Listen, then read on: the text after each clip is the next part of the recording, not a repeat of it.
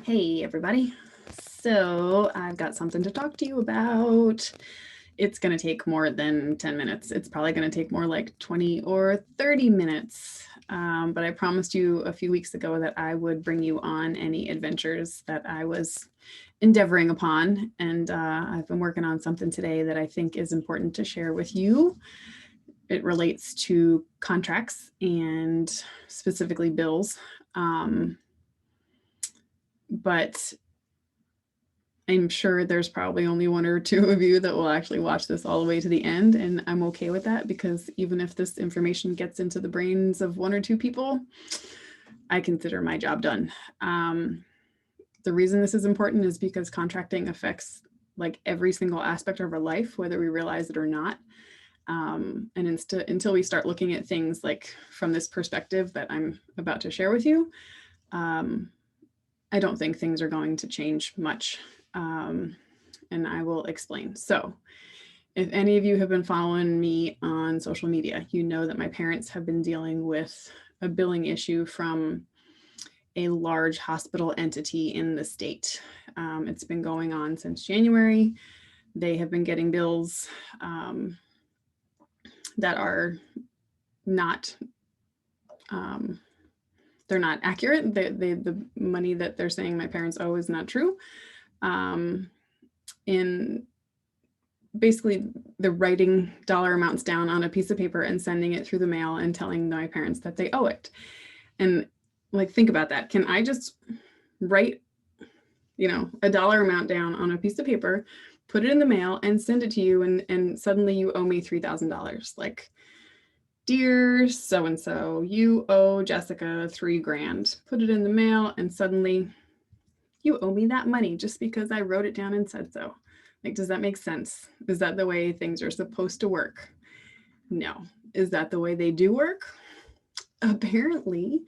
But what I'm going to walk you through here in a minute will hopefully open your eyes to see that that's not the way it's supposed to work. And if we start doing things the way it's supposed to work, people will suddenly become accountable. And a lot of the stuff that is going on right now will come to an end. So, as I said, my parents have been dealing with an issue. The basic parts of the issue are my dad went to the doctor in November. He's been going to the same doctor for 30 years. Up until a couple of years ago, they had no issues. But when this particular practice was bought out by this larger hospital entity, the billing was sent off to another area. And since then, the bills have been a little wonky. My mom knows not to pay any bill that comes from the hospital or any medical provider. She doesn't pay the bills until we look at them and we call the insurance company. So November to the doctor, January, get a bill. January, we call the insurance company. The insurance company tells us there is no patient responsibility. The deductibles have been met. There is no co-insurance. Ignore the bill. Okay, we ignore the bill, but we also call the billing company back at this big hospital entity and we say, hey, the insurance company says that we don't owe the money. And according to this EOB, there is no patient responsibility. EOB is explanation of benefits. So you always want to get your explanation of benefits because that will tell you what your deductible is, what your co-insurance is, and what the patient responsibility is. So we got the EOB. The EOB said patient responsibility 0. And when we were talking to the billing department, they said, oh, you know what? You're right. You're right. You don't owe us the money. There's a cash processing issue on our end. So please disregard the bill and disregard any future bills. Okay, so fine. January, February, we get another bill. Now, I'm not just going to disregard it because these people are sending bills that say that there's $170 due. So again, we call the billing department and the billing department again, sorry, it's a cash processing issue, disregard the bill. And at this point, I'm like, wait a second. No, because what you're doing is fraud, because thankfully my parents know not to pay the bills and I know enough to ask questions, but there's a lot of folks out there that don't either know the process. They might know a little bit of the process, but they just don't have the time to make the phone calls and to spend, 20, 30, 40 minutes on the phone with the insurance company or with the billing department. we're in the middle of some kind of craziness where people do not want to lose their insurance. So they're not even going to chance the fact that they might lose their insurance. So they're going to pay these bills. So you can tell me disregard the bill, but you need to put this practice to a stop, because there are people that are being taken advantage of, and I'm not going to stand for it. So that was January, we got a bill, called them. February, got a bill, called them. March, we got 2 bills. So they got 2 phone calls. And at this point, I'm getting frustrated because I know this isn't just happening to my parents. So I asked to speak to a supervisor on both of those calls. Supervisor never called me back. That's their process. They aren't able to transfer you directly to a supervisor. They have to send an email, blah, blah, blah. Supervisor never calls me back either time. Both times I tell them that I'm going to report them for fraud, because essentially that's what's happening here. And that apparently didn't concern them either, because 2 weeks ago, they were sent to collections. And the fact that it's gotten to this point, even though 5 times now they've told us that it's a cash processing issue on their end and to disregard, the left hand is clearly not talking to the right. This company treats the majority of people in the state. I can only imagine how many people this is happening to. And if I'm telling you, if you have any issues with bills from hospitals that don't seem right, like, call me. I will send me an email, something.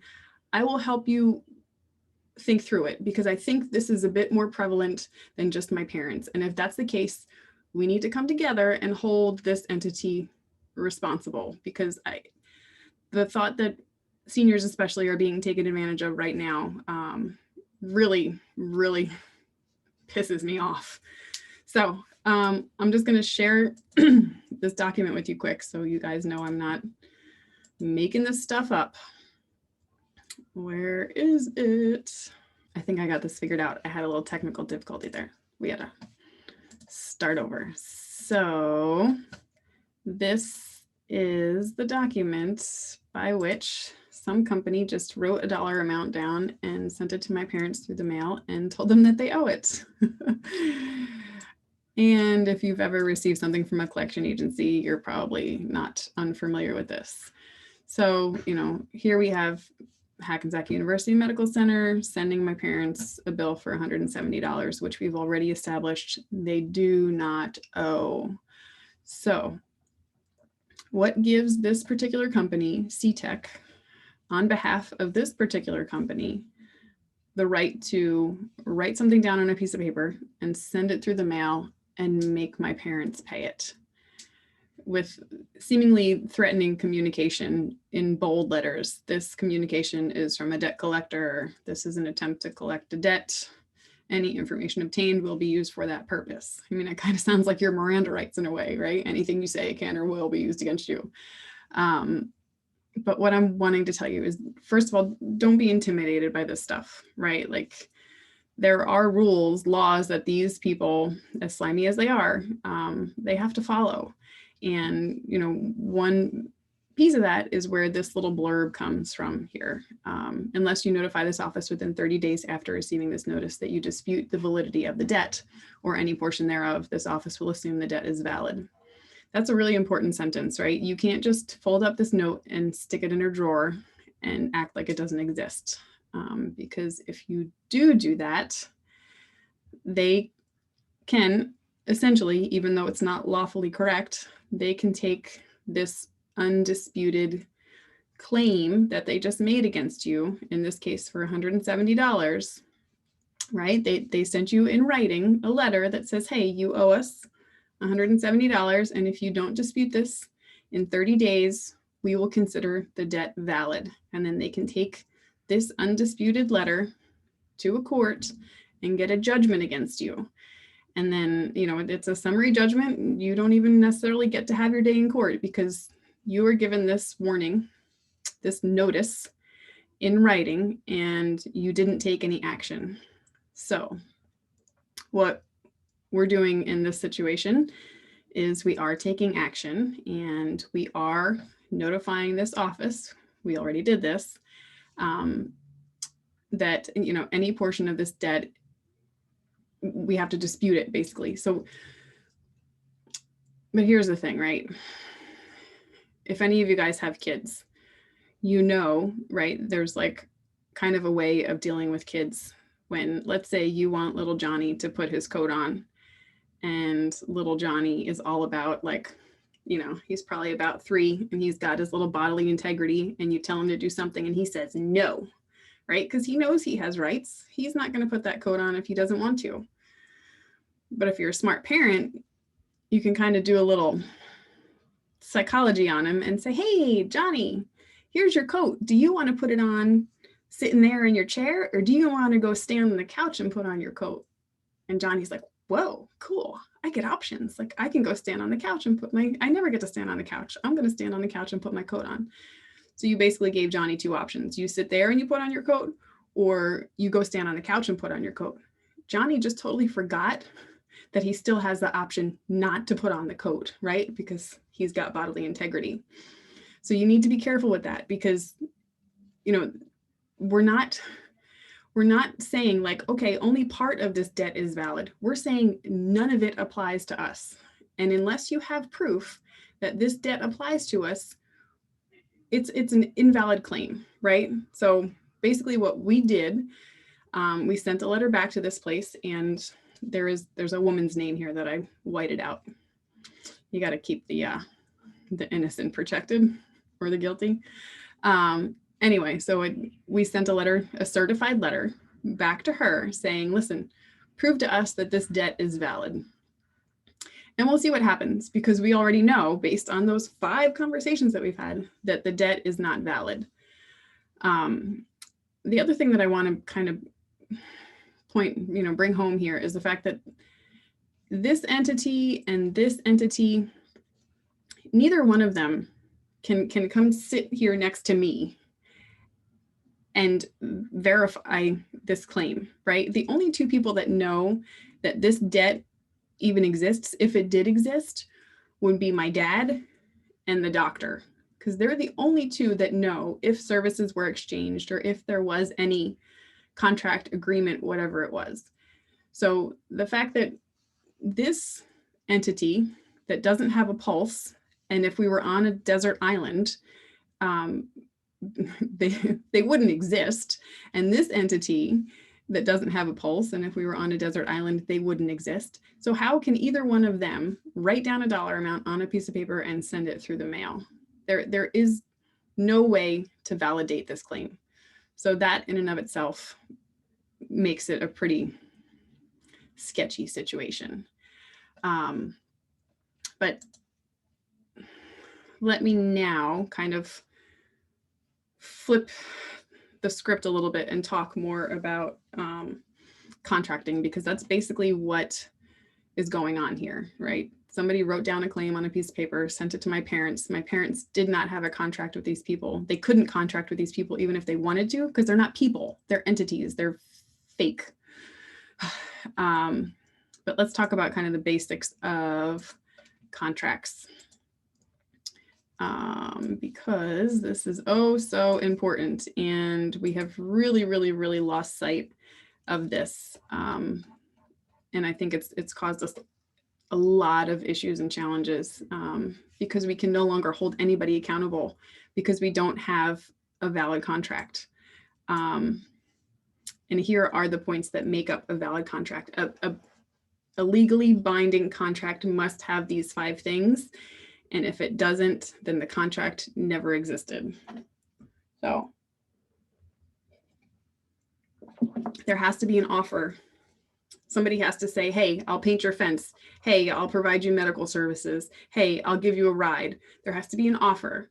And it's best to always get these offers in writing. I know that sounds crazy. I know it might take a little extra time, but if somebody is offering you something, even if they write it down on a napkin, get them to write it down. Just the act of asking someone to write it down will completely change the dynamic of whatever is going on. Hey, you want to sell me your pig? Well, yeah, can we put it down in writing? Can you tell me that that pig is healthy? Because if that person has any question in their mind as to the health of that pig, they're not going to put it in writing. So if there is even any question about the truthfulness of their offer, they will not be willing to put it down in writing. So first, the offer should really be in writing. A verbal offer is really hard to prove. Now, this isn't realistic. You can't get everything in writing, but if there's something really important on the line, I would absolutely suggest that you get something in writing. And in order to make it a contract, it basically has to say that there is going to be an exchange of services, of money, of services for money. You know, it's an even sharing, and we'll get into that more in a minute. Acceptance. So whoever is accepting the pig or to have their house painted or to get a ride, they need to fully understand what the offer was. So it's best to have that in a mirror image. I will paint your house for $120. I accept that you will paint my house for $120.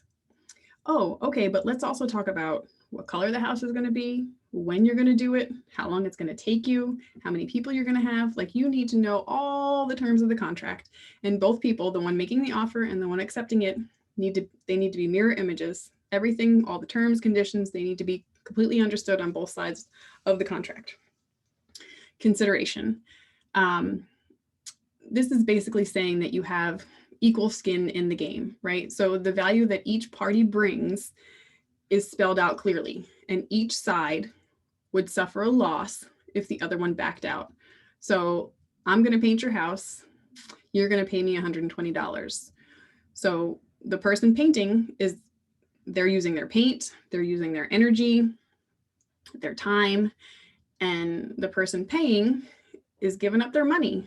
They use their time and their energy to earn that money. So it's kind of an even exchange, right? If I painted your house and you didn't pay me, I would be at a loss because I just lost my paint, I just lost my time, I just lost my energy, and you gained a freshly painted house. So there has to be equal consideration. No one can suffer damages if the other person doesn't follow through with the contract. Mutuality of obligation. So this is a balance in what we were just talking about. There has to be an equal amount of skin in the game on either side. If, I'm going to paint your house and it's going to take me, a week, and you're only going to pay me $120, like, that's not equal. That's not a fair contract. There has to be a mutuality of obligation. You equally need to be obligated for whatever it is that the contract is pertaining to. And this last point is super important, especially with everything going on right now. Competence and capacity. Both parties are of proper age and of sound mind to fully comprehend the terms and conditions of the contract. It's often called the meeting of the minds, full disclosure, but I can't overstress the importance of this piece because it really does get watered down in a lot of ways, right? So first off, minors can't sign into legally binding contracts. If you think that you're getting into a legally binding contract with a minor, the law states that if you're under 18, you can basically back out of a contract at any point. The other person is bound, the person that is of age of consent is bound to the words of the contract, but the minor isn't. And both parties have to be of sound mind to fully comprehend everything that's going on. So can Hackensack University Medical Center be of sound mind? No, they don't have a mind. Can CTech Financial whatever be of sound mind? No, they don't have a mind either. So it has to be a person, a man or a woman on the other end of that contract that is contracting with you. And why is this so important? Because someone has to be held liable if the consideration is not there, if there is not a mutual obligation there, if somebody backs out, you need to be able to hold someone accountable, right? So competence and capacity. You have to fully understand the terms of that contract, right? You need to know the risks, the benefits, the rewards, the downsides. It needs to be crystal clear in your mind, because if it's not, if you find out down the road that, oh, I didn't know that was I didn't know I was signing my my dog away when I signed that contract. What are you talking about? Like, then there wasn't a meeting of the minds. That person did not have either the capacity or the competence to fully understand. And in that instance, the contract is void. So offer, preferably a written offer, because again, only a man or woman can actually sign something. If you're getting Hackensack Meridian to sign a contract, they're not going to sign on the dotted line Hackensack Meridian. And I would challenge you to find someone that is willing to take responsibility for that bill that they sent to my parents. Like, who wants to be liable for this bill? No one is going to step forward and say, yes, I am Mr. Hackensack Meridian and I'll take responsibility for this bill, because they have no knowledge of it. Really, the only person that could have contracted with my dad was the physician that gave him those services. That being said, this is important. When you have an obligation to pay someone, you pay them. This is not a discussion to figure out how to get out of the debts that you owe people. This is about weeding out the shady stuff that's going on and knowing how to decide if it's shady or not. It's not about getting out of a contract or getting out of a debt that you owe, whether it be to your doctor, to the cell phone company, to the utility company, whatever it is. If you owe them money, you pay them. This is strictly for identifying those areas where you're being taken advantage of in some way, or the terms of the contract were not clear. Okay, yeah, so there's that. So there's really only 3 ways that we willingly interact with another man or a woman. We either give or take a gift where we don't expect anything in return. It's just a gift. Here you go. No strings attached. It's all yours. We enter into an agreement. And in that case, most of the things that we do on a daily basis are some sort of agreement, right?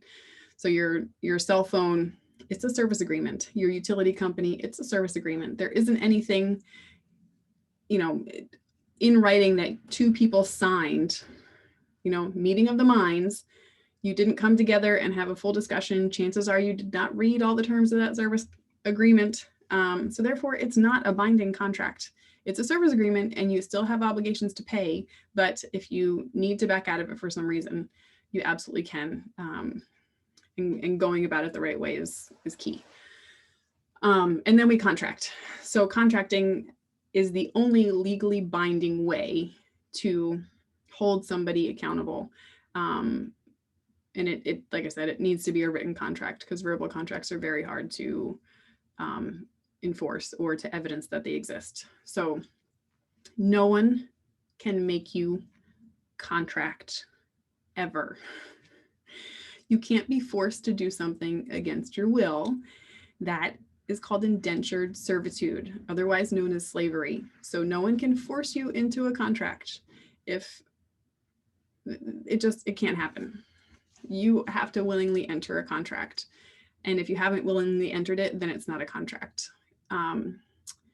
When you're led to believe that you must do something in order to receive certain rights or benefits, then you're tacitly agreeing basically to be forced into doing something. So you hear a lot of people saying, oh, I just don't have a choice. I have to do it. I have to do it in order to go visit my mom. I have to do it in order to fly. No, you don't have to do anything. You're being forced into it and you're agreeing to it. So if you're agreeing to it, then, you've basically just kind of entered into that agreement, but it's still not a contract, because unless you signed on the dotted line and everything that's involved in that contract, again, it's not a valid contract. If you don't have full disclosure, if there wasn't a meeting of the minds, if there isn't a man or woman on the other side with equal skin in the game, there was never a binding contract. And this is so important with a lot of the stuff going on right now, because I'm going to give you some advice as to how to avoid some of these situations where we're feeling like, oh, we have to do it. I have to do it or else. No. And like I said before, you sign agreements with cell phone companies and utility companies. You can hire the guy next door. And you absolutely do have an obligation to them, but they are not binding contracts, right? There are so many things that we feel obligated to do, whether we do it willingly or otherwise. They're not actually binding contracts. If you know the one that I'm talking about, That's kind of a big one going on right now. So that's not a binding contract. You can't be forced to contract. And I'm going to, like I said, in a minute, I'll tell you how to handle that situation. When we realize that we can't be forced, and when we start to ask questions, all this facade of control starts to fall apart. As soon as you ask someone to listen, okay, fine, you want me to contract with you, you put it in writing. You want me to wear that particular device in your store, then that's fine. You put it in writing that if something happens to me, you're liable for it. Because again, the reason for contracting is that there's somebody that is going to be held liable on the other side. I can't just send you a bill in the mail with a name and a dollar amount on it and expect you to pay it, because there needs to be someone on the other side that's making the claim. There needs to be someone on the other side making the claim that you either need to wear that thing, you need to get that thing, you need to do X, Y, Z. Because what's happening now is a lot of our rights, our unalienable rights, are being chipped away at, and it's because so many people feel that we're being forced to contract, and our rights are unalienable.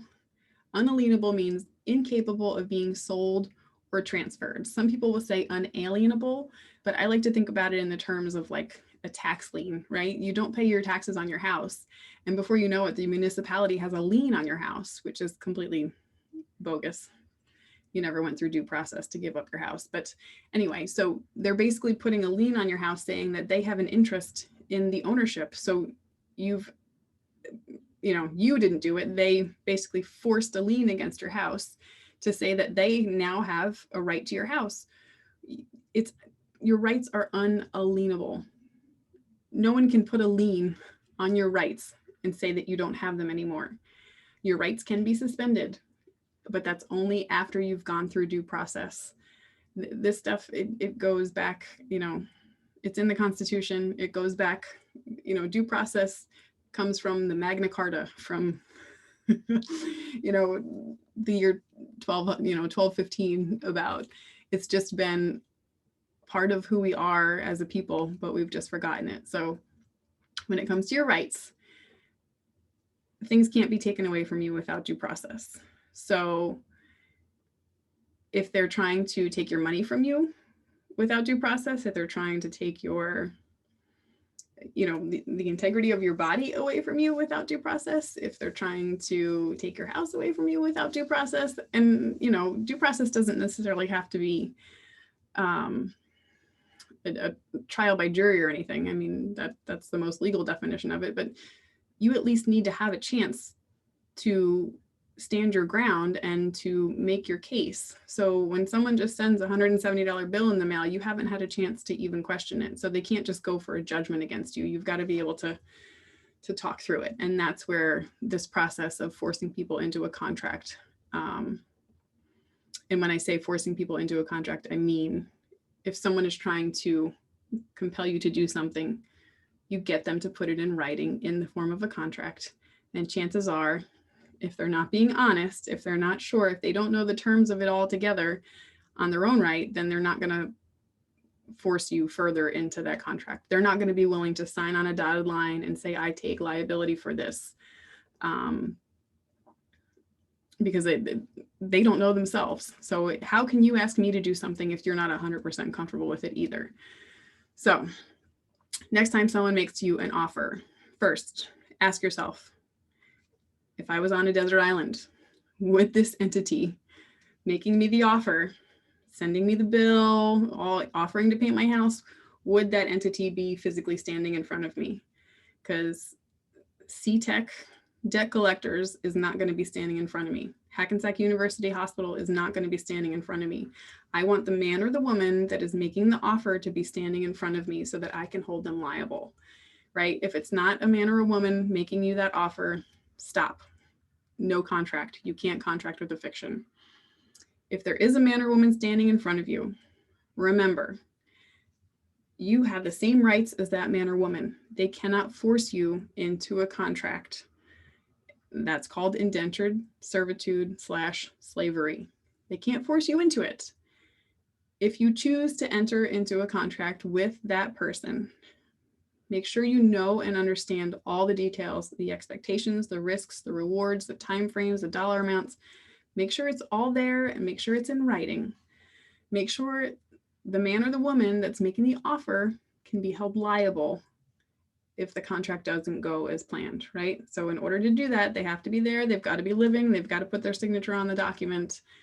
And you both have to understand what's going on because you want that other person to have skin in the game. Otherwise, there's no consideration. If they're not going to lose anything, nothing ventured, nothing gained.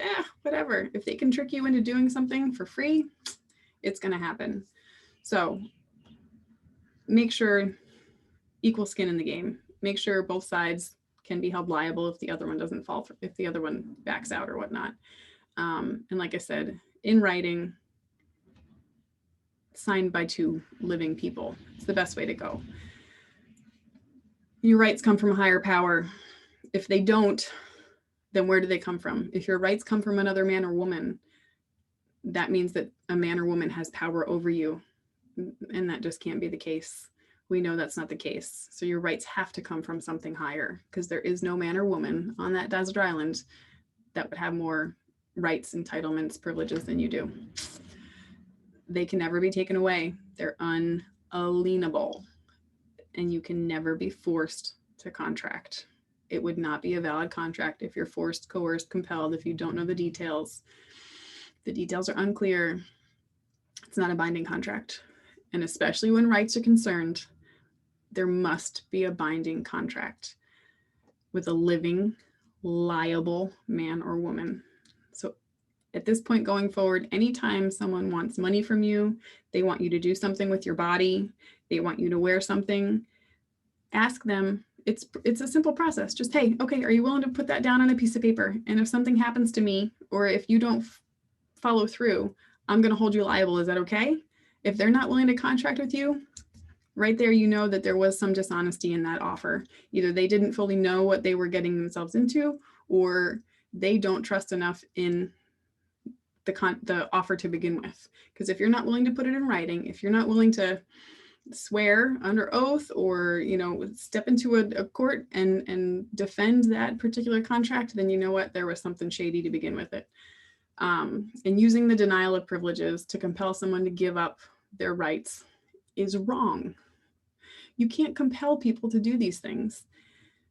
So again, if there's something going on and you feel like you're being coerced, compelled, forced, just ask them to put it in writing. And I'm sure if they're not completely comfortable in what it is that they're contracting about, they're not going to put it in writing. And then they're not going to be able to deny you your rights, because your rights are your rights. So there's just one more thing I wanted to share with you real quick. Oh, you know what? It's not here. Oh yeah, here it is. That's not what I was looking for. Here we go. I hope you're seeing what I'm seeing. Anyway, this is the Nuremberg Code, because as before, when I was talking about these things, the Nuremberg Code, that's such a hard word to say. It states it right in the beginning, right? Whenever you're entering into some type of medical experiment, which is pretty much what's going on right now, it basically lays out the contract right here. It has to be voluntary. The volunteering part is absolutely essential. You have to be doing it willingly. The person involved should have legal capacity to give consent. Capacity, it's written right there, competence and capacity. You have to be able to exercise free power of choice without the intervention of any element of force, fraud, deceit, duress, overreaching, or other ulterior form of constraint or coercion. There has to be sufficient knowledge and comprehension of the elements, right? So this is all the stuff we just talked about. The Nuremberg Code clearly lays out the fact that being involved in medical interventions that are not approved clearly has to be based on some sort of contract. There should be made known to him the nature, duration, the purpose, the experiment, the method, and the means by which it's to be conducted, all inconveniences, hazards reasonably to be expected, and the effects upon his health or person. That to me sounds like terms and conditions. And this last point, the duty and responsibility for ascertaining the quality of the consent rests upon each individual who initiates, directs, or engages in the experiment. It is a personal duty and responsibility which may not be delegated to another with impunity. There has to be a liable party on the other side. So if you're going to go get one of these things, get the name, first and last, of the person that's giving it to you, and then ask them if they're willing to be liable should anything happen. Because we've really got to start holding these people accountable, whether it's sending you a bill in the mail or giving you or forcing you or compelling you to take a medical intervention. We got to go back to basics, and contracting is one of them. So if you have any questions, if you got any bills floating around that are questionable, don't hesitate to reach out to me. I don't know how long I went there. We'll see what happens. Hope everyone's well. Oh, and one more thing. I have to give props to Alphonse Fagiolo for kind of bringing me on this journey with him. I have learned so much from him. I will drop his link to his stuff down below because he has been super helpful in helping me understand this stuff. And if you want to go really deep, you can follow him as well. But a lot of the stuff that I'm doing is based on the stuff that I've learned from him and from my own journey. So that's all. Bye.